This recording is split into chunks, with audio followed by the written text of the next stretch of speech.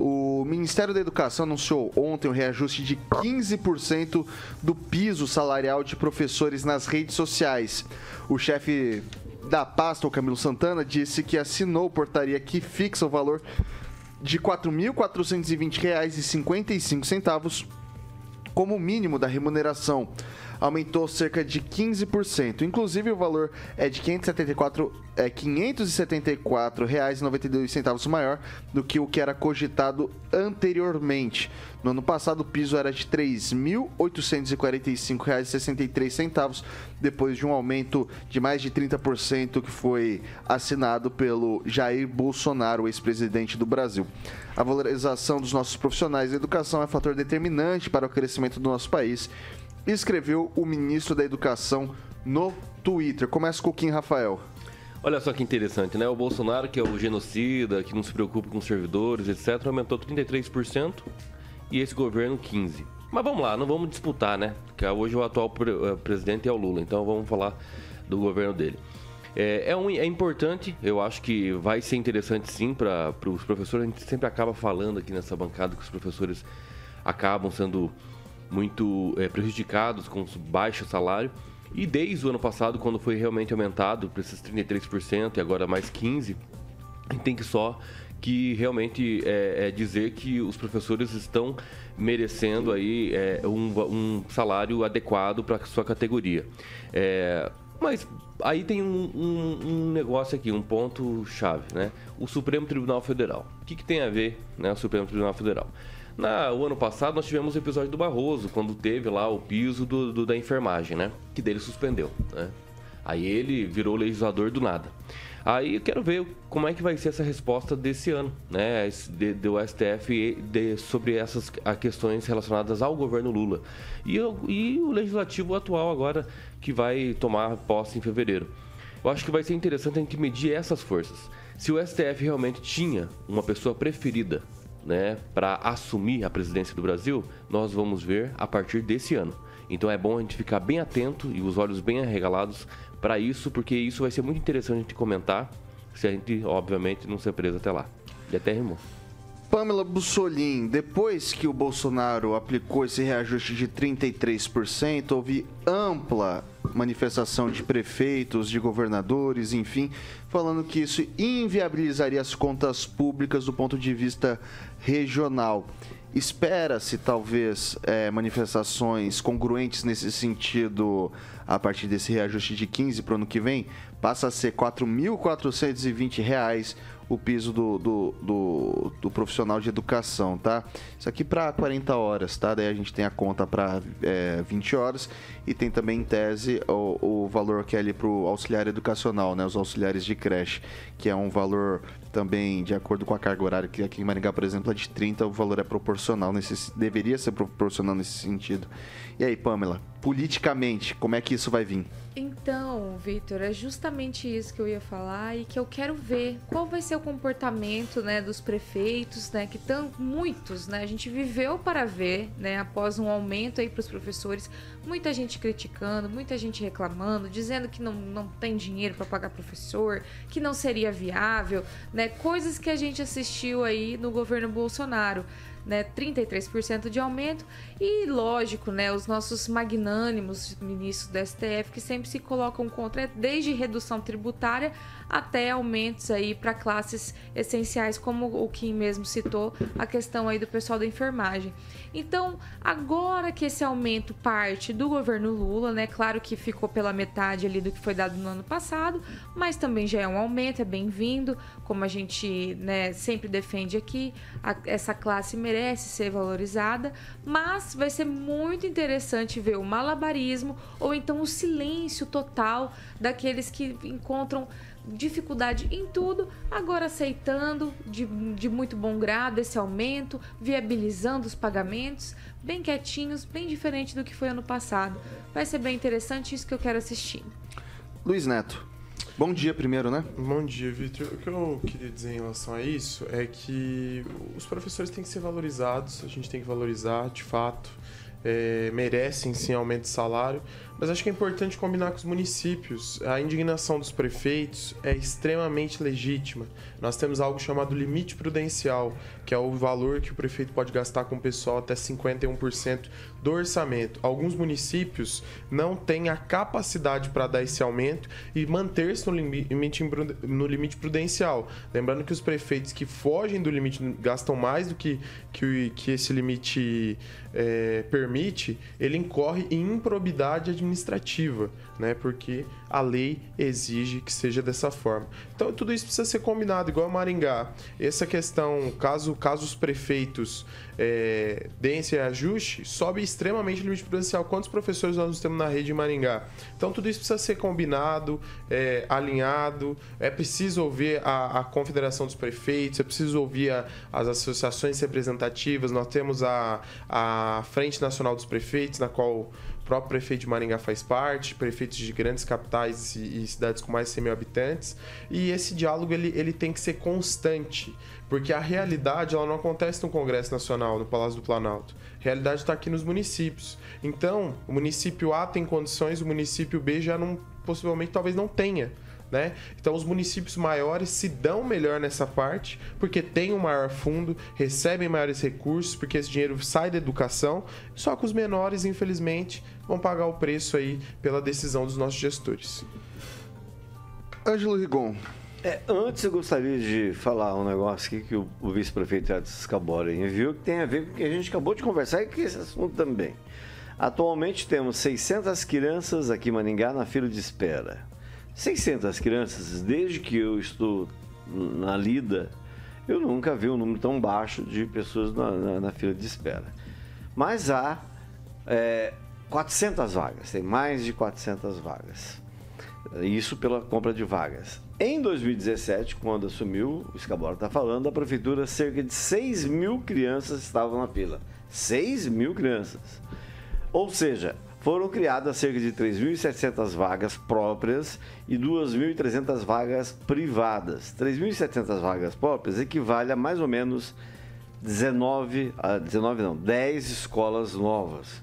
É a colocação do vice-prefeito Edson Scabora. Em relação ao que vocês vêm fazendo, só lembrar que vocês que lembraram do Bolsonaro aí lá na Flórida, ficou muito contente vocês terem lembrado dele, porque o pessoal só tem lembrado dele negativamente aqui.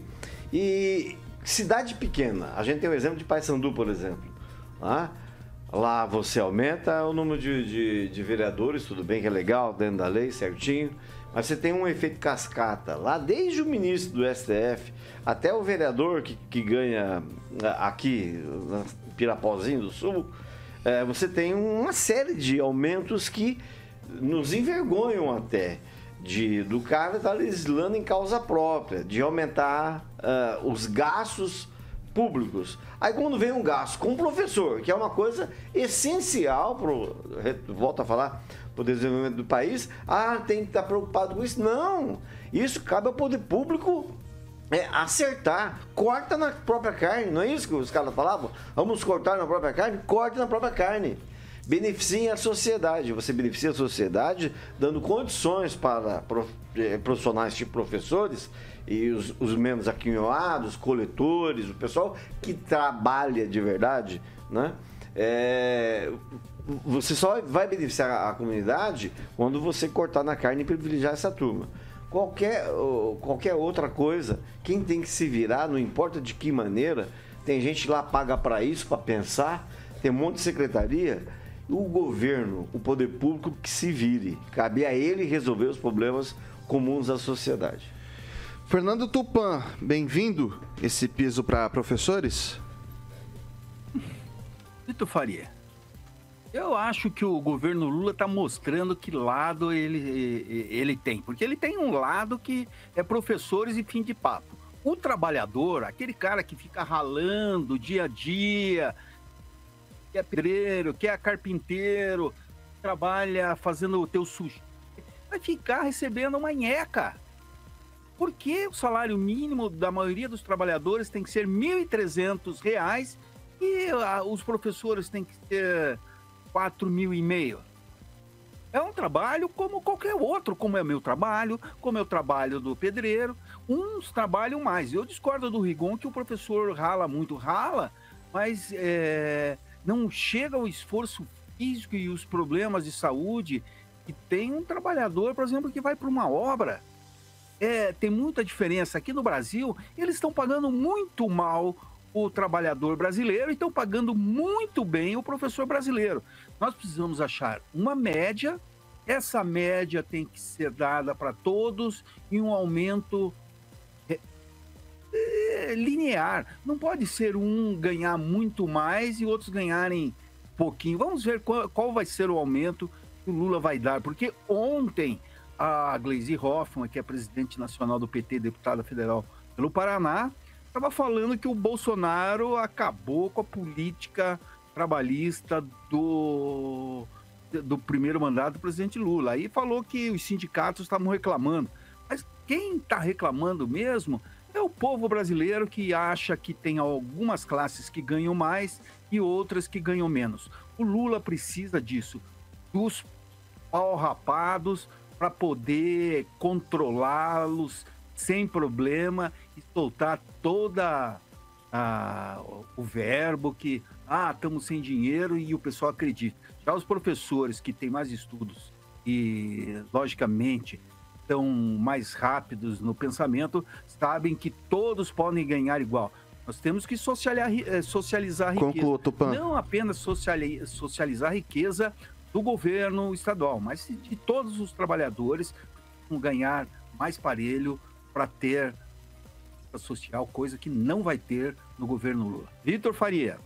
Vamos lá, vou dar mais um tweetzinho para cada um falar sobre isso, um tweetzinho bem rápido, porque é o seguinte, a Prefeitura de Maringá não reconhece esse piso, isso é fato, não reconhece o piso, esse que foi, desde do ano passado, a Prefeitura, isso já amplamente divulgado, amplamente dito, em reuniões com o sindicato e também com a imprensa. Então a Prefeitura de Maringá não reconhece esse piso, até por isso eles não pagam a proporcionalidade para os auxiliares educacionais que a gente tem aqui na cidade.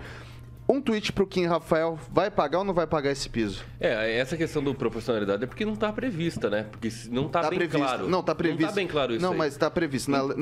Nessa lei aqui que reajusta, porque assim, isso aqui é uma treta. O que acontece? Com a mudança do Fundeb, quando foi criado o novo Fundeb, esse grau aqui de valor, de aumento, né? Esses reajustes, era indexado à lei antiga do Fundeb. Então, com a nova lei, fala que não pode ser feito via decreto, que tem que ser aprovado um projeto de lei para que se faça isso. Então, aquela lei que regulamentava o piso salarial, ela ficou inócua, porque ela está indexada em reajustes que não existe mais lei vigente sobre o caso. Então, assim, o pessoal, quem quer dar, segue a lei, mas tem gente que, como o município de Maringá, que não prevê isso. Então, assim, em tese, se não reconhece a proporcionalidade do auxiliar educacional, de acordo com a carga horária, faz o pagamento, não faz essa distinção, em tese, o município também não reconhece o piso dado aos professores de 40 horas e nem de 20, porque não existe uma lei que regulamenta isso. Ele simplesmente pega o valor e fala, vou pagar algo parecido com isso, e vai lá e paga dentro do plano de carreira.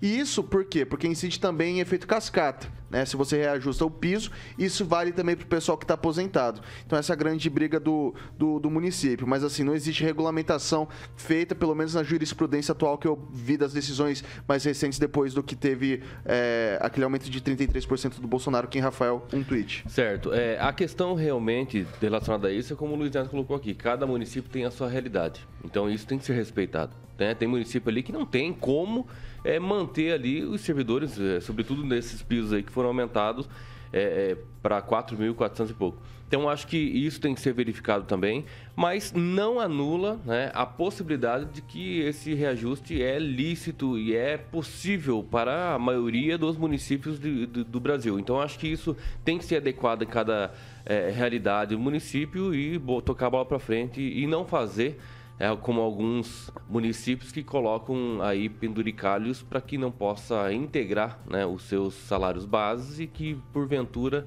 nas aposentadorias, isso também acaba sendo um prejudicial para os servidores. Luiz Neto, mais munição para o sindicato? Mas eu acho que o sindicato ele sempre vai ser combativo nesse sentido, né? O sindicato, se ele não defender os interesses dos servidores, ele não cumpre a função dele, o papel social no qual ele foi criado. Agora, eu fico analisando assim, eu vou discordar um pouquinho do Kim no sentido de que a maioria dos municípios pode cumprir essa realidade. Eu acho que 99% dos municípios poderia cumprir essa realidade. O problema não é isso. Todo município tem caixa. Né? Todo município arrecada impostos. O problema não é isso, o problema é o que a lei nos coloca à frente. O problema é como isso vai seguir. Se a gente juntar esse aumento mais o aumento do Bolsonaro, é quase 50%. Né? É metade do salário de um novo profissional que poderia ser contratado. Em Maringá, nós temos alguns desafios. Por que são compradas vagas? Porque não há possibilidade de fazer concursos para tantos novos profissionais para abrir a quantidade de escolas, de vagas que são rotativas. Então, quando a gente entra nesse quesito, não falta dinheiro. Falta-se dentro da lei a possibilidade para se fazer isso. E a gente tem que entender que os prefeitos têm que, sim, ter o compromisso com as contas públicas. Prefeito que quer ficar agradando, sendo populista, querendo ficar colocando essas questões acima das contas públicas da cidade, paga um preço. Pamela Bussolini.